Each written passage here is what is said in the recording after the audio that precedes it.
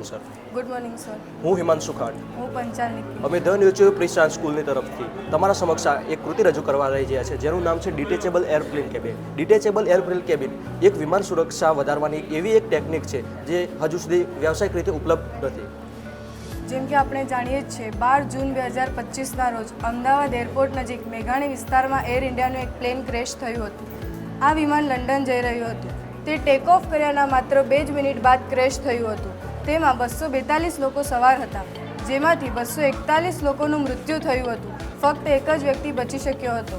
આ વિમાન AI-171 હતું, જે બીજે મેડિકલ કોલેજના હોસ્ટેલ બિલ્ડિંગ પર ક્રેશ થયું હતું.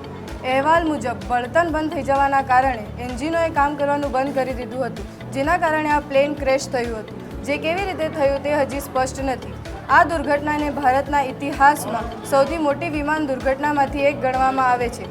આ દુર્ઘટના માટે શરૂઆતમાં એન્જિન ફેલ થવું કારણ ગણાયું હતું, પરંતુ ત્યારબાદ અમેરિકન વકીલ માઇક એન્ડ્રુઝે દાવો કર્યો હતો કે એમણે એવો દાવો કર્યો હતો કે શરૂઆતમાં આપણે એન્જિન ફેલ થવાનું કારણ એમનો દાવો એવો હતો કે એન્જિન ફેલ થવાના કારણે આ વિમાન ક્રેશ નથી થયું. એમણે એમ કીધું કે વિમાનના અંદર પાણી લીક હોવાના કારણે એના અંદર એક શોર્ટ સર્કિટ થઈ હતી, જેના લીધે જે ફ્યુલ પંપની જે સ્વિચો આવે તે ઓટોમેટિક રીતે બંધ થઈ ગઈ હતી અને તેના લીધે એન્જિન બંધ થઈ ગયા અને તેના લીધે વિમાનને થ્રસ્ટ અને પાવર મળતો બંધ થઈ ગયો, જેના લીધે વિમાન નીચે પડી ગયું. અને હવે એવા પરિસ્થિતિ જેવી કે કટોકટી અત્યારે જે એન્જિન ફેલ થયું તેના લીધે વિમાન બંધ થઈ ગયું.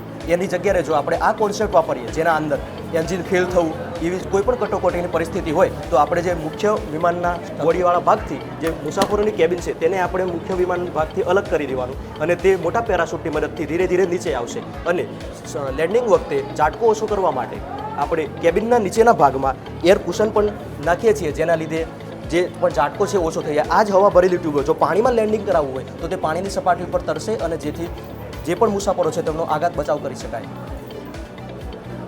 જો એન્જિન ફેલ થઈ જાય તો આપણે મુખ્ય મુસાફરોની જે પણ કેબિન છે તેને આપણે અલગ કરી શકીએ, જેના માટે પાયલટના કોકપિટના અંદર એક સ્વિચ આપવામાં આવે છે, જેથી પાયલટ એ સ્વિચને દબાવે તેથી જે આ મુસાફરોની કેબિન છે તે અલગ થઈ જાય.